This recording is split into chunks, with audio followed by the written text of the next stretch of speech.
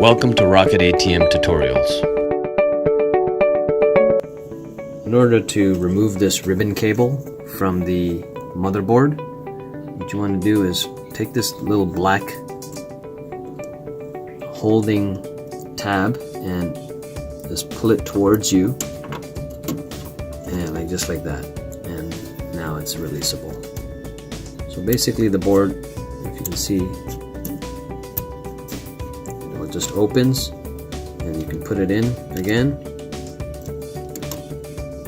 and then click it into place and pull it down to remove.